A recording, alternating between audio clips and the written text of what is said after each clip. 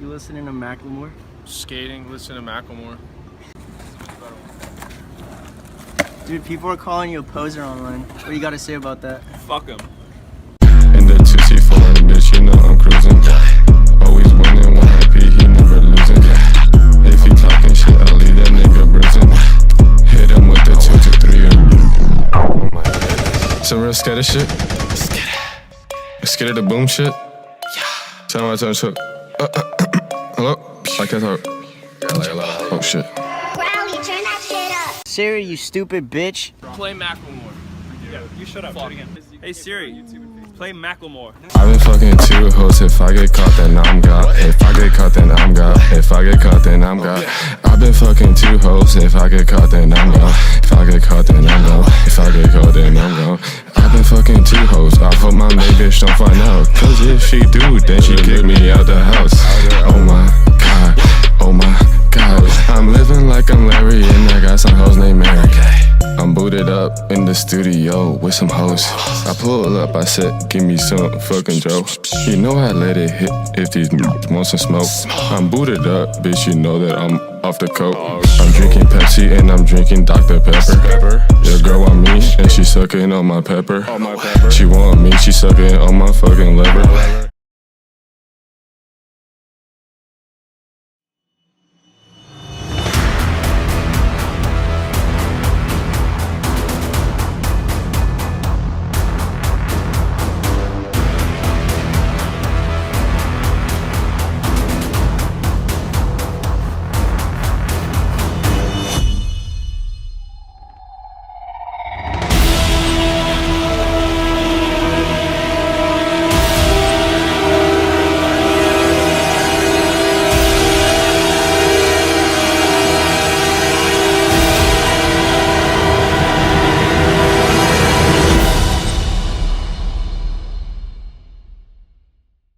I used to caution prudence to conservative students. I used to say, well, we live in a liberal world.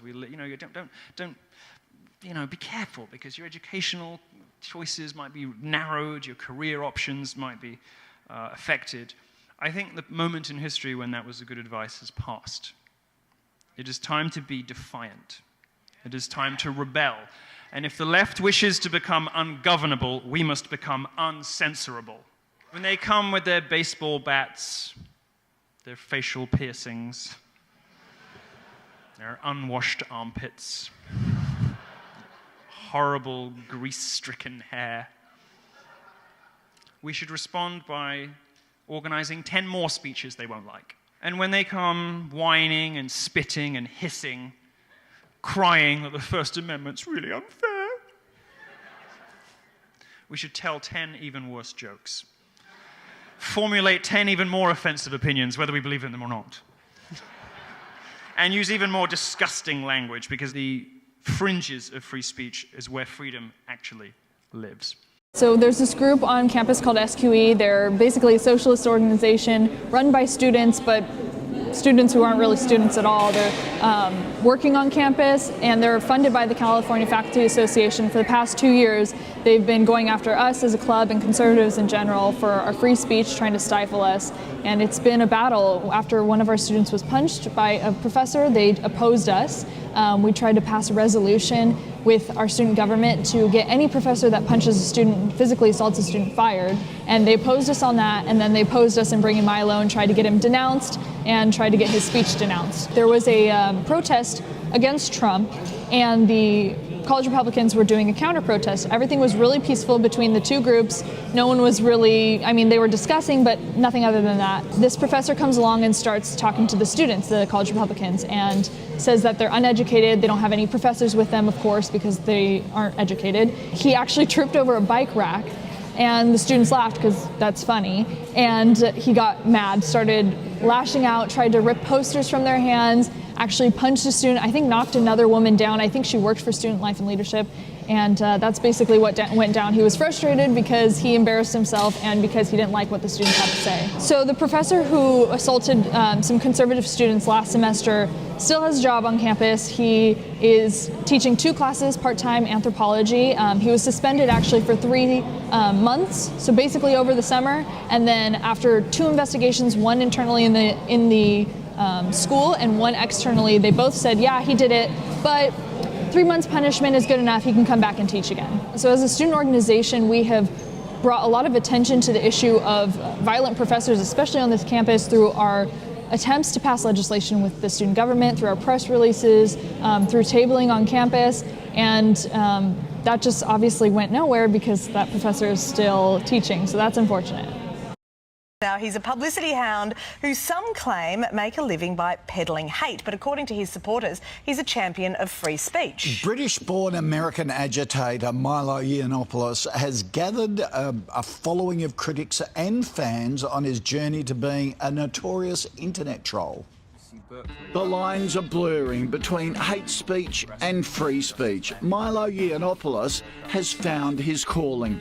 A former senior editor for the fringe right American news site Breitbart News, Yiannopoulos was forced to leave after allegedly condoning pedophilia. Some of those relationships between younger boys and older men, the sort of coming-of-age relationships, the relationships in which those older men help those young boys to discover who they are. It's a claim he's denied. His is a career built on divisiveness. He's dismissed concerns about America's college rape culture, calling it a campaign squarely aimed at undermining masculinity, and banned from Twitter for inciting a harassment campaign against African-American actress Leslie Jones.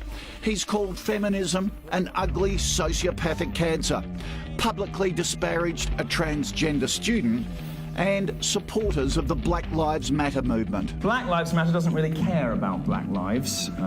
It's, as we'll discuss shortly, more of a movement for attention, money, and, like most activism, more money. He's anti-Muslim, anti-immigration, and fiercely pro-Trump. He denies he's a white nationalist.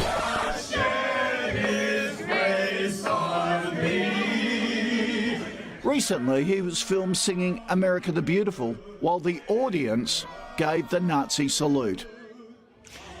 Well, ahead of a controversial speaking tour of Australia later this year, MILO joins us now from Miami. Welcome to Sunrise. Good to have you here. Look, I've seen a lot of... Thank you so much for having me. I've seen a lot of your clips, and I can't help but think whether you actually mean half the things that you say and whether you're just trying to get attention. Do you actually believe in what you say, or are you just trying to stir the pot? Well, a lot of people have that reaction. A lot of people have that question. I don't know why it should be weird that a gay guy would be skeptical or fearful of Islam. I don't see anything strange about a gay person liking the Bible and liking the First Amendment and liking low taxes. I don't find anything odd about me, really. In order to find me peculiar or strange, or in order to think that perhaps I'm putting it on, you have to sign up to this idea of identity politics, which suggests that just because somebody is black or gay or a woman, they have to have particular political or ideological positions. I reject that idea. I don't care whether you're gay or whatever. I'm just saying, you know, some of the things are just so outrageous, and the way you put them, I think, is he like a real-life Borat that's just out there to make fun of everyone and what do you think's outrageous? What do you think that I've said is outrageous? Well, Give me something and perhaps I can explain it for you. You've called rape culture a fantasy. You've likened feminism to cancer. You've said that women on the pill don't look right, they don't talk right. But you suggest that we don't... Well, all those things are true. OK, you said that all those things are true. Do you really believe it, Rape culture on American college campuses... you know, to say that there is a rape culture implies that there is a system or an environment which encourages rape. That doesn't exist on American college campuses. And just to believe in the statistics that feminists peddle, that's 1 in 4, 1 in 5 women is going to be sexually assaulted in her time on campus, you'd have to believe that American college campuses have rape rates that approach those of the Congo, where rape is used as a weapon of war. We don't reward rapists in our society. We put them in prison. On the feminism question, women agree with me. 4/5 of American women do not describe themselves as feminists, and just 7% of British women describe themselves as feminists. I would imagine that Australia, being a very sensible country, would share those views too. It's only journalists who insist on political positions and insist on feminism in public. Actual people at home agree with me. I've heard you say that with almost every interview that I saw you do. But on your statement... Then you should ask different questions, darling. I'm just about to. You've said that women on the pill don't look right and don't talk right, but you don't suggest that we replace the pill with anything, because you say we need the kids to breed enough to keep the Muslim invaders at bay. I'm just not sure why you want to be hurtful rather than just have a reasoned debate. Can't you get the same outcome?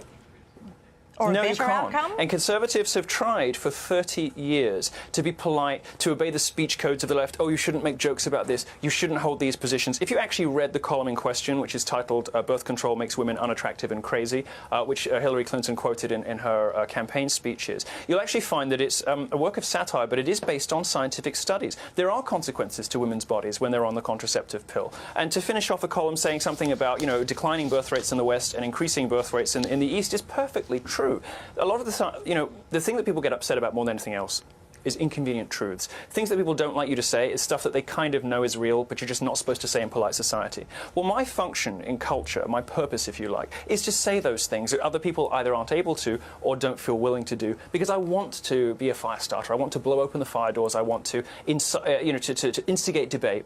And other people then can take that wherever they choose. I don't want everyone to be like me, but it's very important that some people are like me in a culture of stultifying political correctness, where people are worried about making the wrong jokes, worried about having the wrong opinions, and worried even in citing the wrong studies. OK, well, you're touring later this year. Thanks very much for joining us. Thanks, Milo. Thank you. Thank you so much. Yeah, I rest my case from the very first question. Scared of the boom, chop on me and clear out the room. I got my bitches inside of a zoo. I can never let them loose. Me and YP.